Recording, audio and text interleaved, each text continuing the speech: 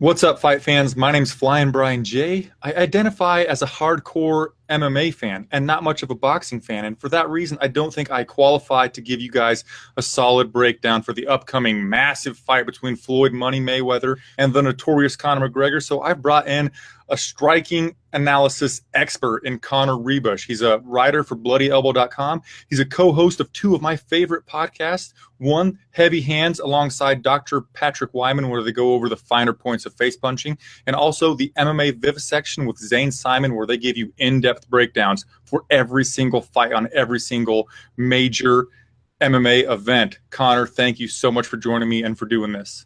I am absolutely happy to be here and happy to find the most interesting wrinkles in this very strange fight. I know you're going to deliver on a whole bunch of wrinkles, and I've got a lot of questions for you. I'm going to be honest that are going to come from a casual fan perspective. So I know you're all about the finer points of face punching, and we'll get to those, but I want to start with some super broad stuff. So we've got Conor McGregor, Floyd Money Mayweather.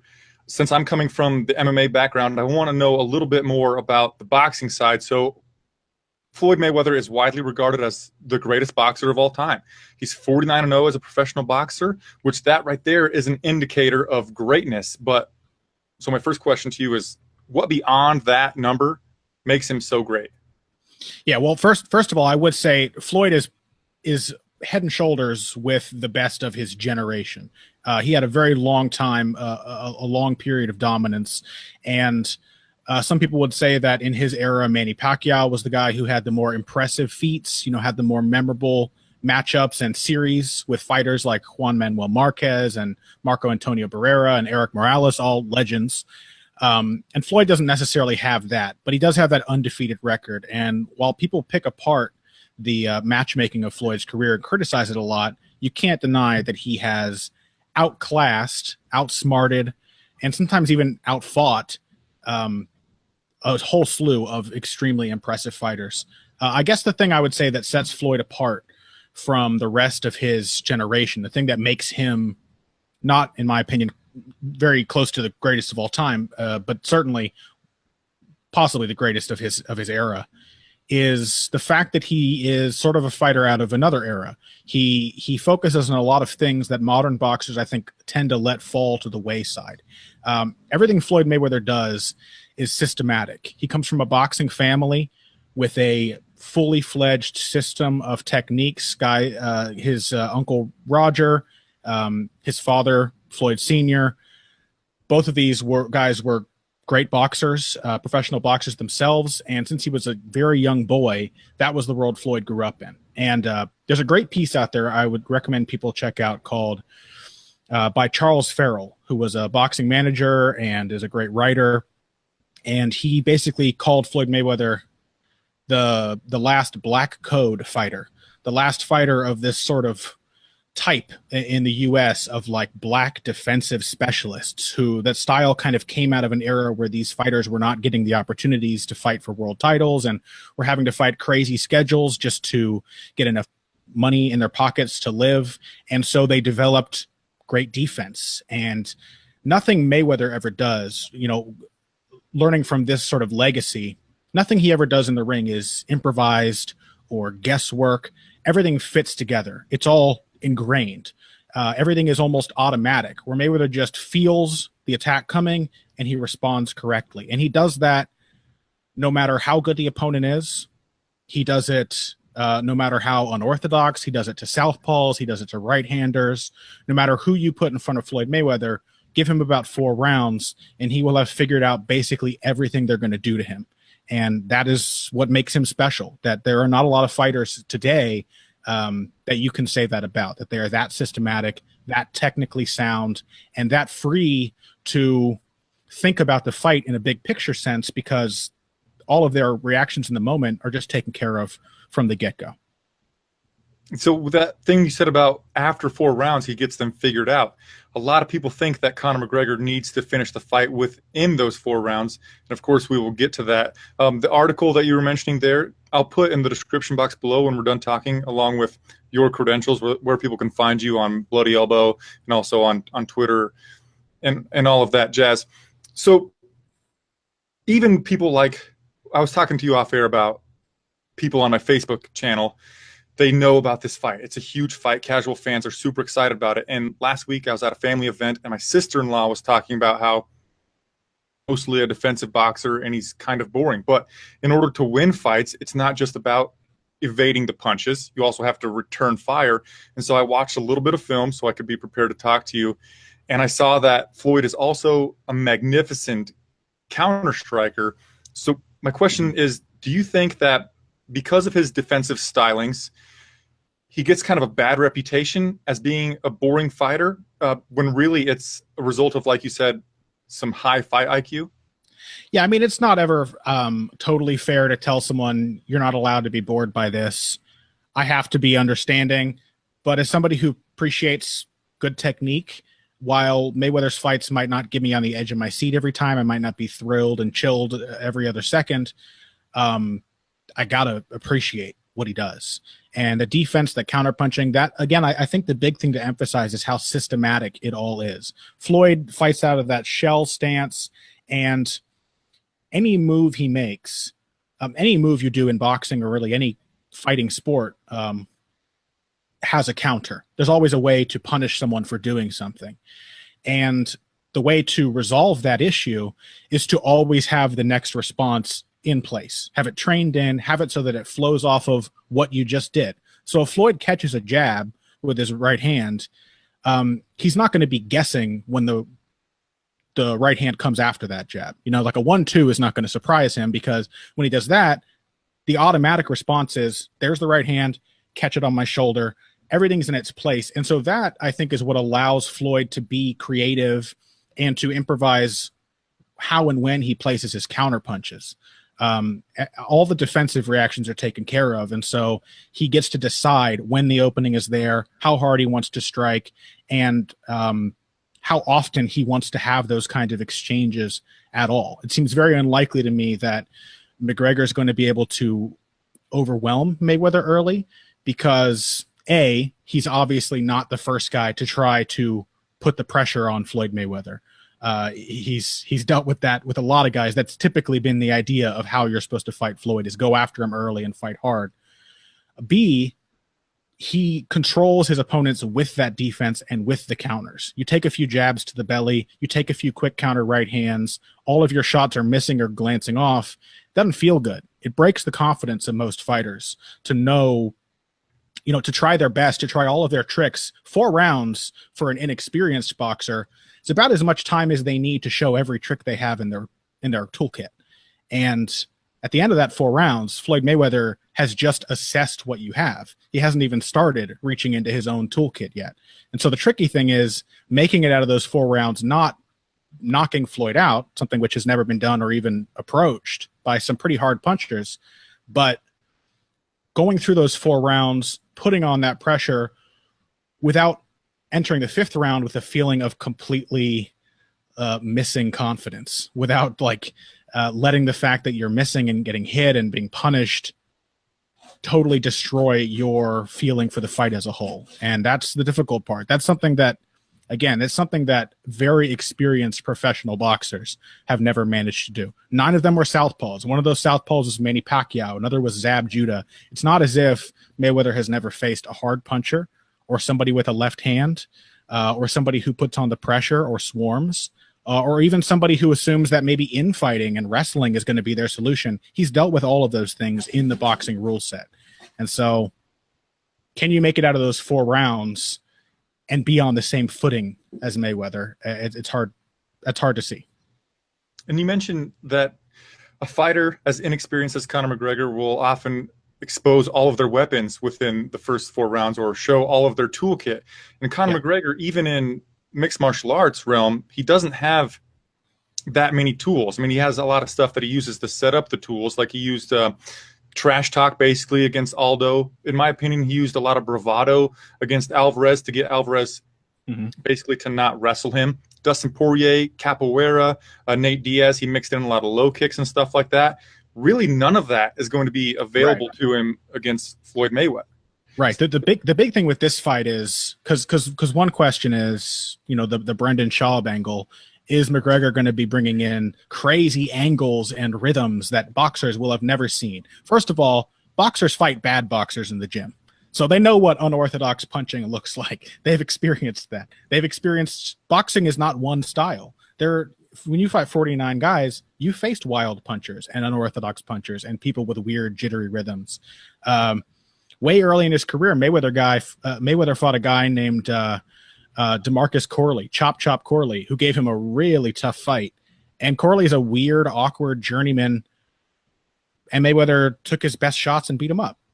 So the real question is, what does Conor McGregor do that another boxer doesn't?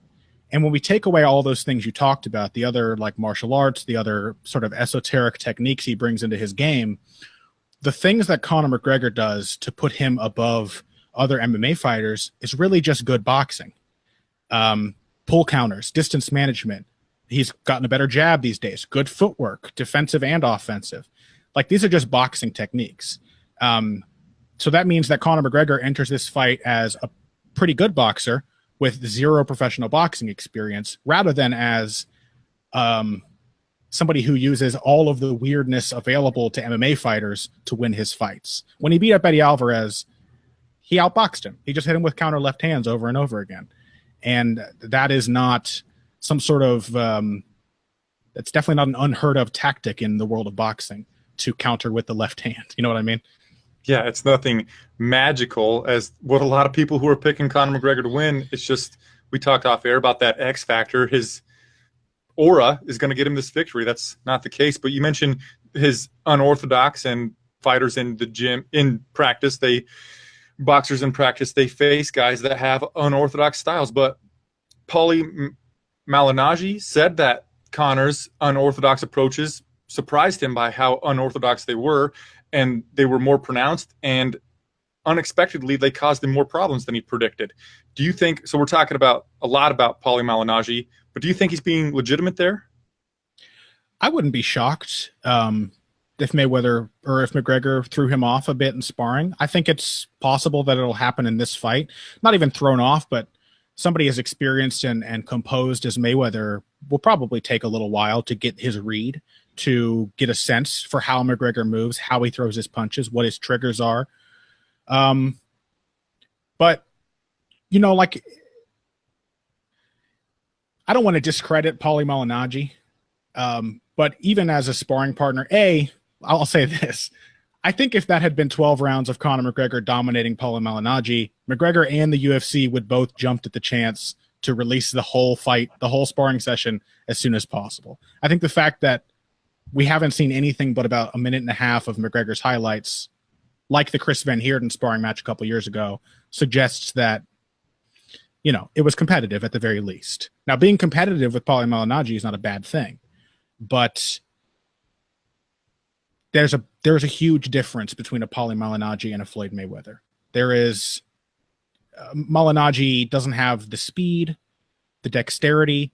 He doesn't have the same well-schooled system just completely ingrained into his body. And he doesn't have Mayweather's mind for fighting. Malignaggi is emotional, right? He's a guy who gets emotional and lets that affect the way he fights. Mayweather makes you emotional. Mayweather makes you afraid or tentative or nervous or angry, and that never happens to him. And that's usually McGregor's move too, is to make the other guy more emotional. But that's usually when McGregor has some sort of strong technical advantage. Usually that's his striking. He's a better striker than most of the people he fights in MMA.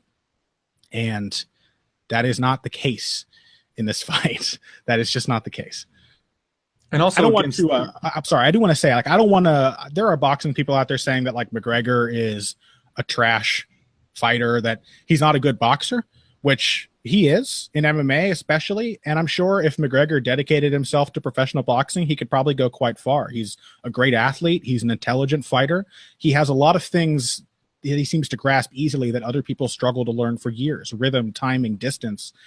He gets all those things. So he's naturally cut out for fist fighting, and boxing falls under that umbrella. The only thing is that I would compare Conor McGregor to a triathlete. And no one's going to say that the world's best triathlete is not a great runner.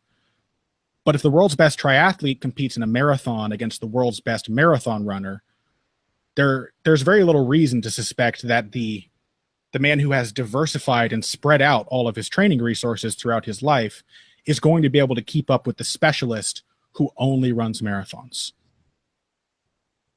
That's an amazing comparison. That's really solid. The only point I was going to make was Paulie, not only is he not Floyd Mayweather, but he was coming off the couch, as they would say. He wasn't in training camp. He said he went in there to expect 4 rounds, or he wanted to be part of the game planning, and then they just brought him in to do 2 sparring sessions or whatever. Do you take away anything from him saying that Conor won the majority of the rounds? I don't know. Not until I see it. I don't want to, like, it's hard to read too much into a sparring match. I mean, you will not find a person on the planet who enjoys finding sparring footage more than me. Like, if I find a great fighter sparring footage, I'll watch Roman Gonzalez sparring or Mike Tyson sparring or whoever for hours on end. But that's the point, is I want to see the sparring. Unless I can see the sparring, see what kind of shape Paulie was in, see how the pacing of the fight was, see how Malignaggi responded, like how capable he was of using all of his tricks and tools to counter Conor.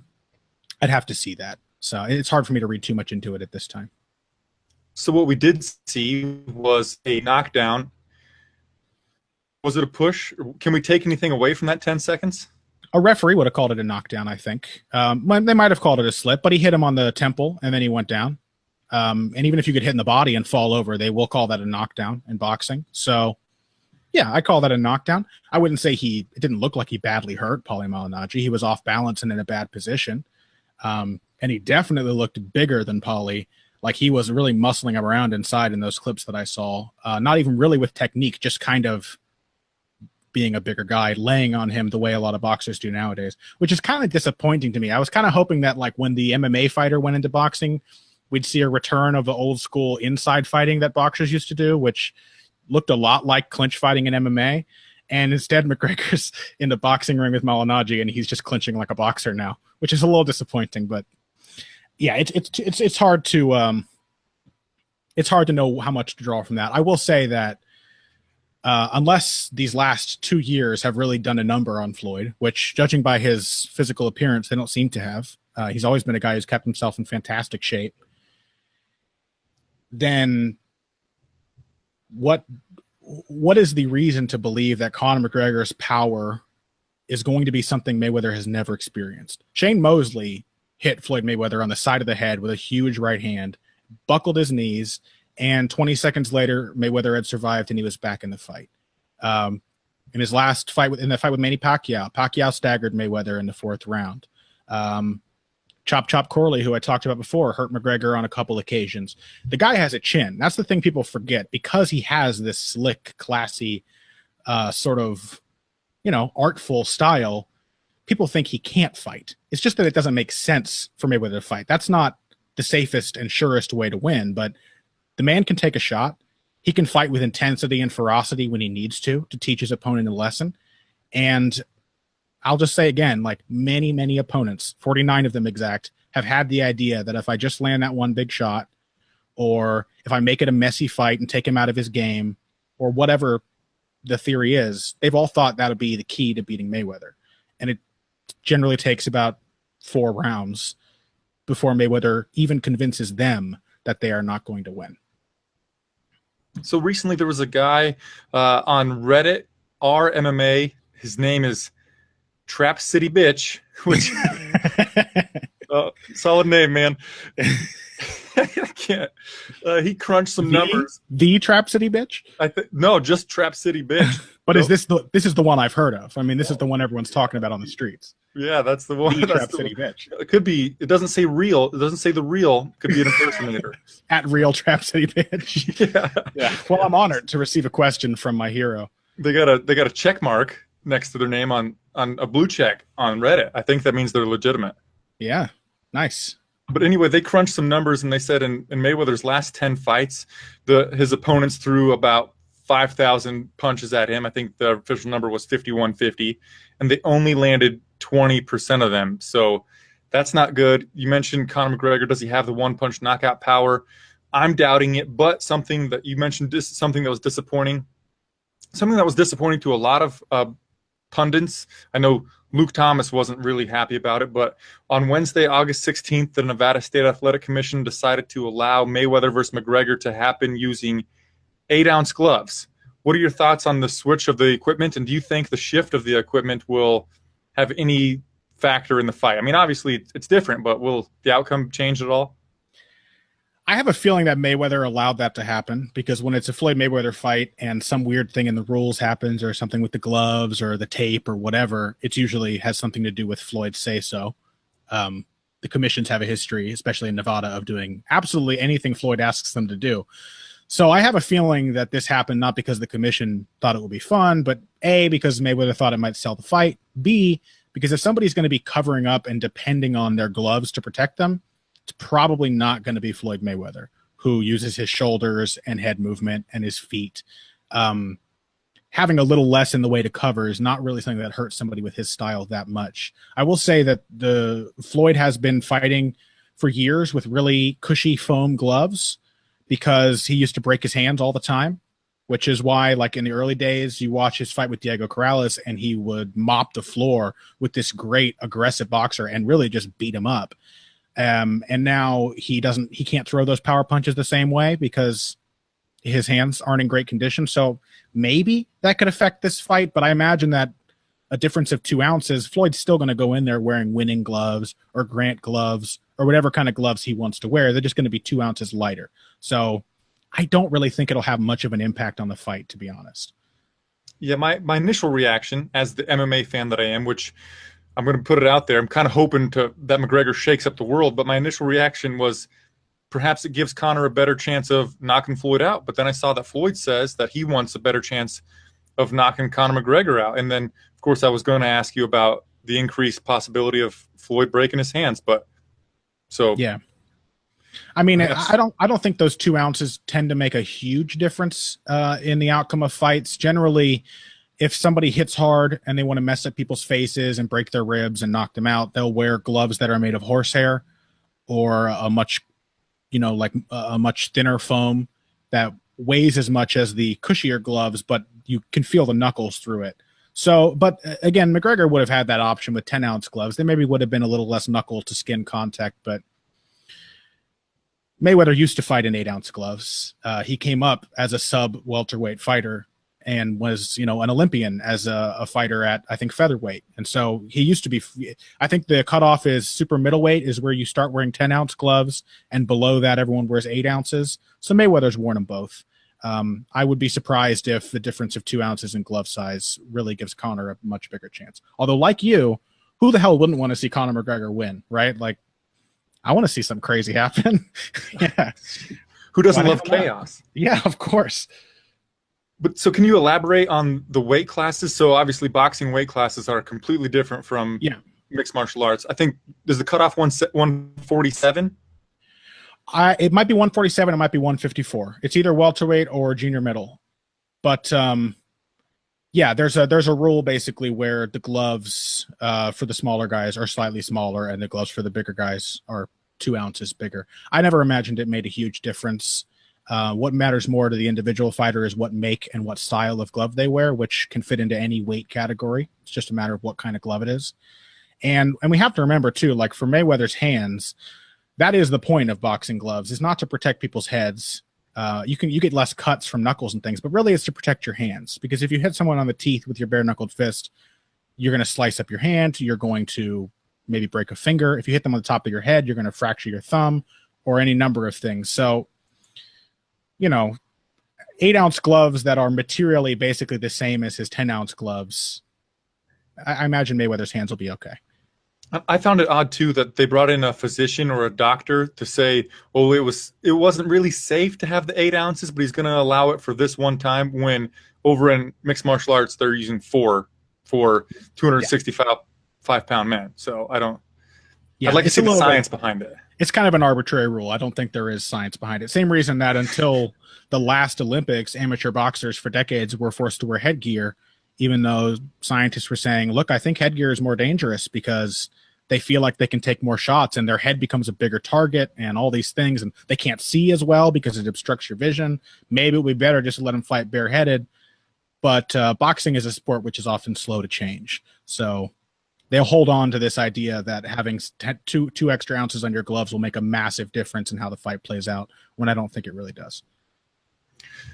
That gives me a good segue to go into not slow, but so in boxing, again, if we look at those 5150 punches thrown at Mayweather, yeah, that is a lot of punches to be thrown in 10 bouts. If you look at MMA, that would be an astronomical number. What is it that allows boxers to throw so many more strikes than in mixed martial arts contests? Of course, we're talking about 12 3-minute rounds rather than 5-5, but still, that's crazy.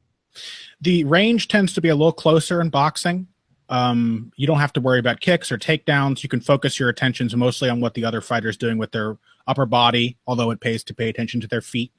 But you can really get everything you need to know just looking at the center of a fighter's chest and keeping an eye on his shoulders to see when he's going to throw a punch. So you can afford to stay closer, which means you have more opportunities to land punches. Boxers are also just better punchers than MMA fighters. That probably won't surprise many people, but they throw a lot more punches and the schooling tends to be better. They are very efficient. And a punch is already the most efficient sort of strike you can really throw.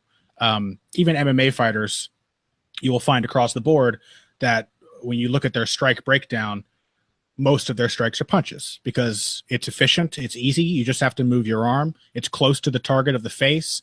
That's where the most opportunities arise, is something to hit with your hands. So closer range. What else was I saying? Closer range and more technical punching, which means you can throw more punches for a longer period of time without exhausting yourself. Less clinching. You can't just lay on the fence for a while. They'll right. separate you. You can't just do the Randy Couture thing. Yeah, I think that there's just tends to be a lot more control from boxers, which I don't think is necessarily a knock on mixed martial artists because they have so many things to control that are seemingly disconnected from one another. Like in boxing, you learn to slip to your left. That mechanic also plays into how you throw your right hand. It also plays into how you might move your feet. Like these things all fit together very obviously, whereas learning, tightening up your armbar technique is probably not going to make your jab any better. So boxers, I think, just tend to have a lot more efficiency and fluidity in how they throw their punches, which means they don't get tired out. They can spend more time looking for openings and attacking them. And they also tend to, because they don't have to focus on as many things, they tend to be a lot better defensively. You pointed out Floyd's numbers. I think when he was active, Floyd had the highest strike punch differential in the world of boxing, which means like the highest difference between how many punches opponents land and how many he lands, because he lands like close to 50% of his shots and they land mostly less than 20% of theirs. And when you can make the other guy miss, you can throw a lot more punches more safely. You don't have to worry about any number of different counterattacks that might be coming back when you get to focus all your energies on just avoiding punches. I think it makes a difference. So Conor McGregor, he's probably going to be throwing full power into every strike, and against Nate Diaz 2 times, he seemed to gas out. I know in the first fight it was a little bit because he was rocked, but people poo-poo on his gas tank quite a bit. Do you think he'll be able to keep up with the pace and go a full 12 rounds with Floyd? Even if he fights like a moron, which I'm hoping he won't do, then he'll probably be able to last a little longer in a boxing rule set than he would in MMA, because he's not going to be stuffing takedowns. In that Diaz fight, he spent a lot of time, wasted a lot of energy on these big, like dramatic wheel kicks, none of which landed. Kicks take, I would say, about 3 times as much energy as a punch. You can sit there on a heavy bag and throw 100 punches in a row and be a little out of breath if you're not in great shape. You could throw 10 full power kicks in a row and be tired. It takes a lot of energy. So the efficiency of punching compared to other forms of attack probably means McGregor's got a little more time in him. But I think the big thing for Conor is that he can kind of go forever when he's in charge. I really think that his stamina is only an issue when he's not in control of how fast the fight is moving, how many punches are being thrown, or how the opponent is being affected by his punches. So when he hit Nate Diaz clean a lot of times, and then started hitting him a little less cleanly, and then really started trying to hit him and actually missing, and that took a bite out of his confidence. That took a bite out of the feeling that he was in control of the initiative. And I can only imagine how much worse that feeling is when you can't actually land a punch, or when like you land 1 out of every 10 punches or 1 out of every 20, and it's not that clean, or it doesn't have an effect, or the other guy sort of smiles or just ignores it or hits you right back. Those are the kind of things that put you in this like distressed emotional state where your gas tank empties very quickly. And I think it comes down to tension. I think it comes down to like how often you're being called on to suddenly react to things, how much time you spend thinking about what might be coming at any moment. It gives you all of this tension, both mental and physical. And I think the real question will be, how long will it take for Mayweather to start giving McGregor that feeling? Because once I think he starts feeling that feeling, it's going to be hard for him to match the pace and get a second wind against somebody as controlled as Floyd.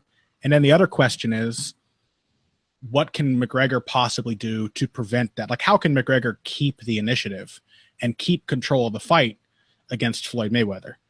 And it's a very, very tall order. I was listening to Joe Rogan and Brendan Schaub talk about this fight today. And of course, Brendan Schaub was talking about how, Conor McGregor has a huge chance to win. He has a huge chance to land punches.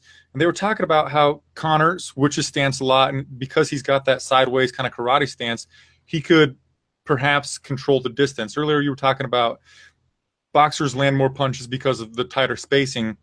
Do you think that Conor McGregor's goofy stance, like the karate stance, and his stance switching could help him dictate and keep that bravado? Floyd fights out of a side stance too. Like, I think that the mistake is to think that all of these MMA things are revolutionary. MMA is mostly a sport made up of other arts. It's not like MMA fighters thought of all of the boxing type things they do.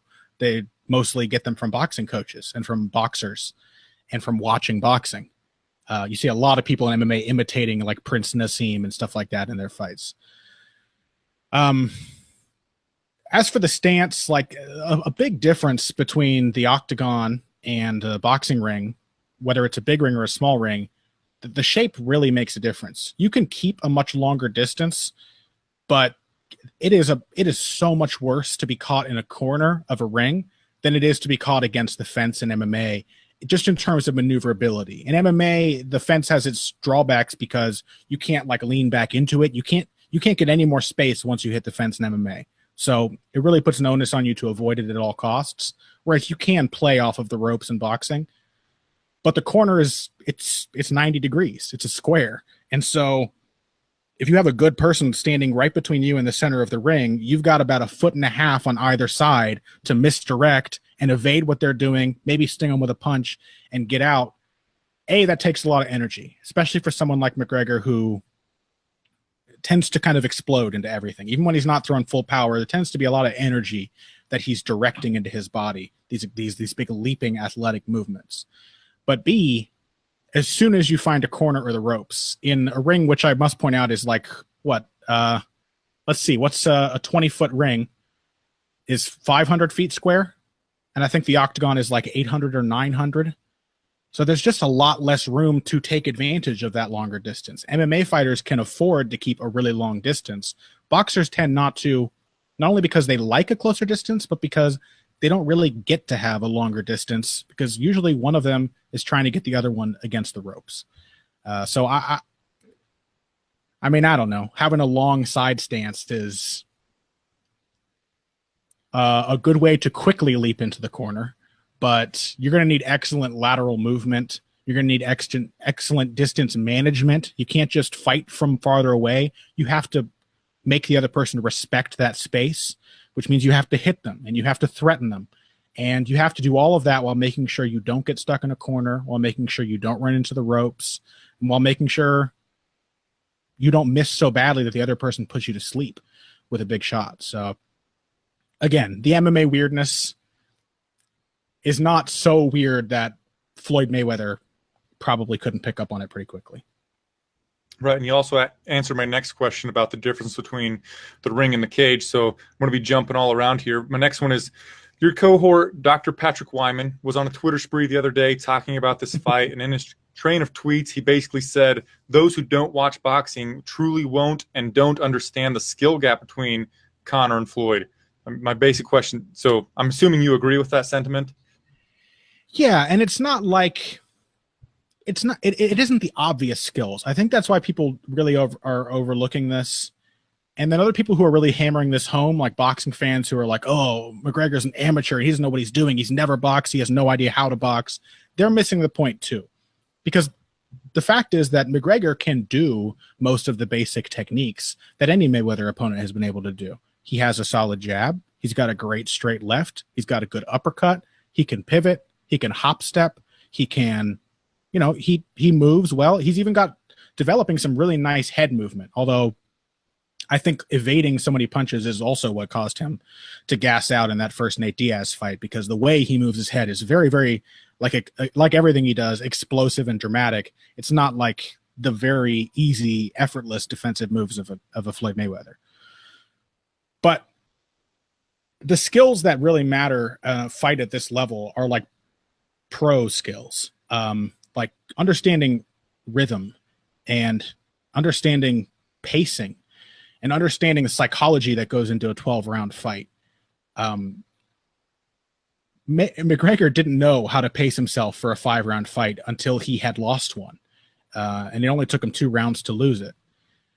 And 12 rounds of boxing it is a lot of thinking to do in a row for a fighter like McGregor, who likes to have the luxury of thinking through his options. It's a lot of thinking to do. It's a lot of layers of thought, which is why I brought up that 4 rounds until Mayweather figures you out thing. It's like a fighter like McGregor tends to exhaust most of his options, because as soon as something doesn't work, he might try something else. And that doesn't work, he'll try something else. How many times can you repeat that process before you run out of moves and you start repeating and you become predictable? The key is not trying different things, but knowing dozens of different ways to try any one thing. Floyd Mayweather has won 12-round fights basically with his left hand only, just jabbing people, hitting them with left hooks, jabbing them to the body. You don't land those jabs because a jab is easy to land. In fact, pro boxers are really good at not getting hit with jabs.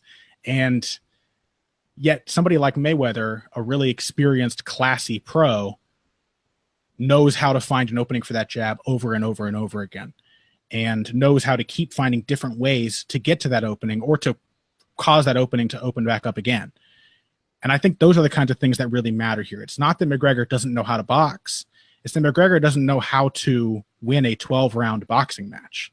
That's the real difference. So yeah, it's highly unlikely that Conor McGregor is going to somehow pull off a decision victory over Floyd Mayweather. If Conor wins, everyone said it, it's within the first 4 rounds, and it's going to be by TKO, which I think, does Floyd have one official knockdown on his record? That he's been knocked down? I'm not sure he has any, actually. He may have one.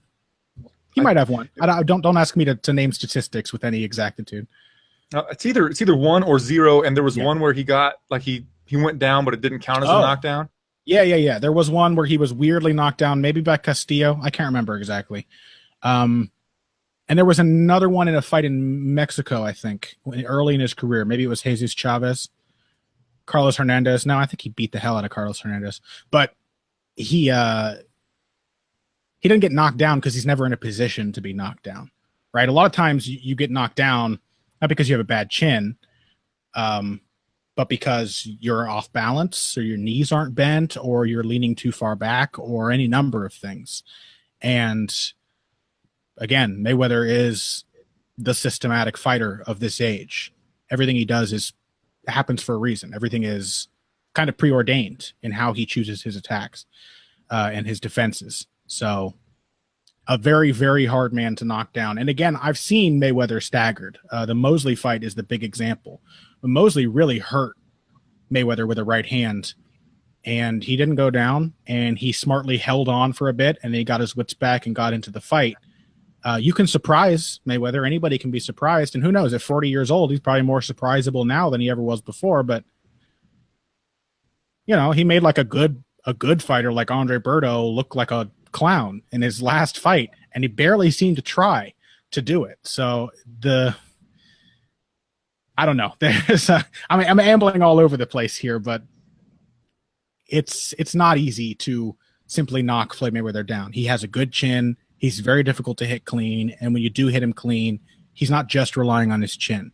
He's in the right position to absorb that punch and usually to respond to it. I know you're short on time, so I'll try to get some more questions out as fast as I can.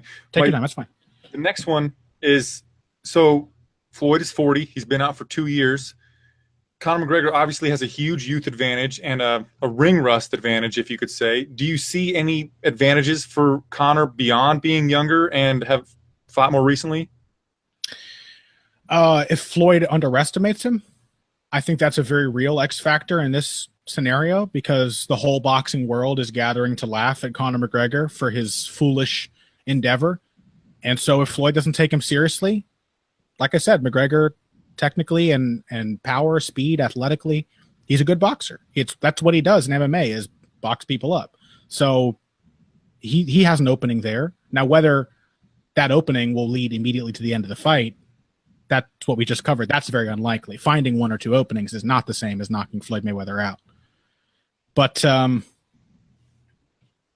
youth, I guess. I mean, speed, maybe at this point, maybe McGregor's the faster guy, but Floyd has always been incredibly fast. And so a slower, middle-aged Floyd is still faster even than most professional boxers, I would say. And as long as, again, his chin hasn't completely eroded, as long as he's taking the fight seriously, as long as he looks anything like the Floyd Mayweather we last saw in the ring 2 years ago, then the element of surprise is really the only thing that I see as a predictable. It's not predictable. It's the element of surprise. But that's the only like reliable way that McGregor could win, is just by shocking Mayweather. And again, like, you're not going to do that just by throwing a lot of wild punches at him. You're not going to do it just by swarming him. People have tried that. Jose Luis Castillo tried it twice. Marcos Maidana tried it twice. Manny Pacquiao couldn't actually even get it going. Like, people try to swarm Floyd Mayweather. It's hard. It's very, very hard. So as long as Mayweather's even on his B game, 4 rounds and he'll have it in the bag, I think. Yeah, so then my next question is, what is the most likely outcome? So probably Floyd via decision, but he could possibly get a TKO late when... Yeah, Floyd also talked about like going toe-to-toe with Manny Pacquiao, and he definitely didn't do that. So I wouldn't put any stock into him saying he wants to go out there and knock McGregor out, because he says that before a lot of his fights, and it's just not the way he usually fights these days. But if Conor gasses as dramatically as he did in that Nate Diaz fight, then the end could come surprisingly suddenly in favor of Floyd. Because again, this is a guy with 26 knockouts out of 49 wins. Yeah, most of them are not recently. Most of them came when his hands were in better shape. But he's still got the speed, the precision, and the know-how to put away a fighter who is in a badly compromised position. Victor Ortiz made the mistake of trying to hug Floyd Mayweather and got knocked out for it. So I know he can still knock people out. And I think probably I'm going to assume that McGregor does get tired. And I think once he gets tired, it's a snowball rolling downhill in the wrong direction. I think that at that point, maybe Mayweather's usually really good in the 8th round. So I'm going to say Mayweather 8th round TKO would be my prediction. And I know you say all the time on the vivisection that you're not much of a gambling guy, so don't follow your gambling advice. But right. This is crazy to me. On Sports Interaction, Floyd is minus 357, which, what the hell? And on 5 Dimes, Floyd via TKO is minus 137. I usually go with 5 Dimes. That's a surprise. Minus 100 or so odds that he's going to knock McGregor out. Like that's not that unlikely, is it? Yeah, that's a little shocking to me. Check this out. Floyd Mayweather wins by decision, plus 245. So people think he is probably going to knock McGregor out, is what I would gather from that. That he won't go to decision. But even there, like, it's how he usually wins. Like, there's got to be some value there. I don't know. This is why I don't bet, because everything looks good to me. So I think Floyd on 5 dimes earlier today was minus 525. Yeah. That seems good to me.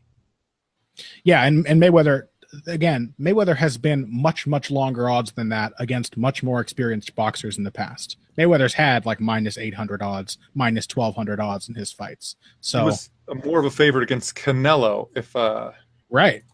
Who gave him a fight that was a lot more competitive, I think, than most give it credit for, and still Floyd convinced Canelo by the end of the fight that he wasn't as good as Floyd. Like when the guy teaches you how much better he is than you by fighting you, that's demoralizing. And that's why Floyd wins decisions, even when he doesn't really seem to care about putting a stamp on the fight. I don't know whether he will actually, like he might just enjoy toying with an exhausted Conor McGregor if Conor really does gas that badly. But even if Conor doesn't, he's only going to be able to do that by really cutting down on his volume. And if he does that, Mayweather kind of gets to pick his spots. So Mayweather at any kind of underdog odds is a little shocking to me. Yeah, plus 245 for the decision, minus 137 for a KO or TKO. And even there's a lot of value on a lot of these Ladbrokes, minus 400 for Floyd, just straight, no prop. I like that. Floyd opened at minus 3,000. And and he's dropped to minus 400 on some of these books. Yeah, that's bonkers to me. So my last question to you would be, so if I'm in a room full of other casual combat sports fans, I'm a casual combat sports fan, and we're all chatting about the fight prior to the fight, what is like one thing I could say to the rest of the room that could make me sound like the most informed person in the room? Okay. All right. You want like a canned sharp opinion, but see, you don't want to go the route of everybody is now jumping on the, McGregor has no chance train. So you can't go that route. And right, you that also doesn't seem like an informed thing. That just seems like a right. popular. Yeah. See, I want the Conor Ruebusch most informed thing. I would say that this fight is going to be decided by subtlety, and that while McGregor's subtlety stands out in the MMA world, the things he does that are subtle are boxing moves, and the level of subtlety in his boxing in MMA does not stand out at all compared to the level of subtlety you see from boxers in boxing. So things like understanding pace, understanding how and when to counter, understanding when to just let the other guy throw and not even respond, just let him miss. Like those are the kinds of things you can do in boxing to control how the fight plays out without letting the other person know you are controlling how they fight. That's the kind of thing I think that's going to decide this. Mayweather is going to figure out what Conor has, then he's going to work on taking it away, and then he will probably, even if just for a couple rounds, around rounds 8 through 10 maybe, which is when he really put it on Canelo, around that point he's going to start using those openings to his own advantage, most likely, and landing some solid shots. And it's all going to come down to, okay, here, I'll clean it up for you. Here's what you say to your friends. Why has Floyd Mayweather had the same fight against so many different boxers? Because he has. Floyd Mayweather has had this fight where he gives away 2 or 3 rounds. He figures the guy out, takes away his tools, beats him up a bit, and then coasts to the decision win in the last 2. That is something Floyd has done maybe dozens of times in his career. And why is that? It's because Floyd Mayweather, even more than most boxers, understands how to dictate the pace and the style of a boxing fight.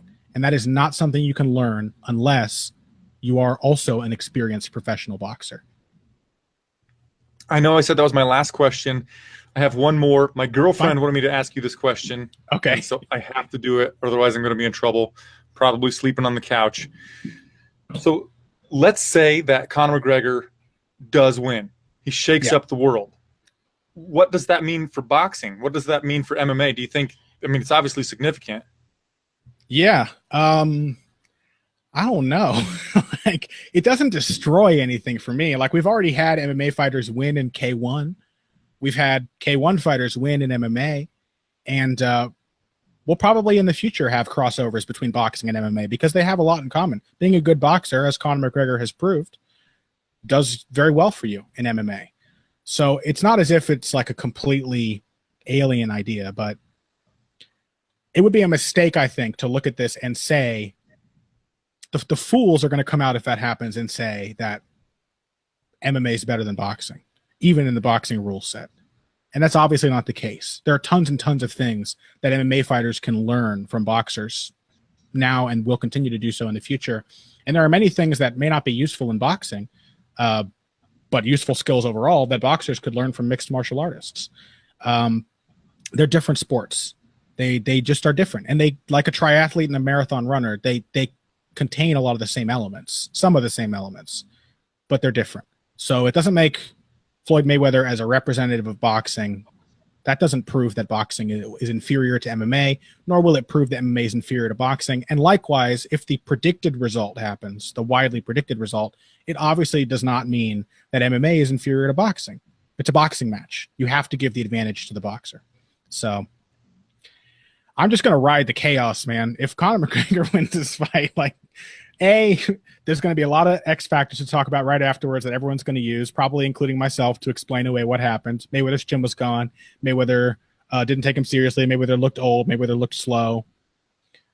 But also, it's just going to be a crazy thing. And I guess the final thing I could say is that's why we watch fights anyway, is because crazy, insane things happen. And massive upsets happen in boxing. Why couldn't a massive upset happen from MMA to boxing? So if it happens, I'm going to enjoy it. It'll be bananas. But I will probably wait until then to figure out what it means for my view of the world of combat sports. Right. That's exactly why I watch combat sports, because of the unpredictability. Right. Every other sport does not seem to be as unpredictable as mixed martial arts, as boxing, as any combat sport, because one shot could finish it. One Hail Mary down doesn't do an entire, but one nicely placed left cross counter from Conor McGregor could spell, upset city. Conor, thank you so much for joining me. I really, really appreciate it. If you want to tell the listeners, the viewers, where they can find you, I'm sure you have a ton of stuff in the works besides Heavy Hands with Dr. Patrick Wyman coming up in the next 9 days.